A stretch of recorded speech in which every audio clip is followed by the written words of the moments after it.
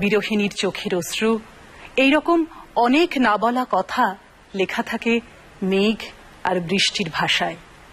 রূপময়ী বর্ষা, তার রূপের সৌন্দর্যে আমরা মুগ্ধ, তার ফুলের সৌরভে আমরা আত্মহারা। বিচিত্রতায় ভরা বর্ষা ছড়িয়ে দেয় আমাদের মনে অবসরের সুর, অকারণের আনন্দ, অকাজের মুক্তি।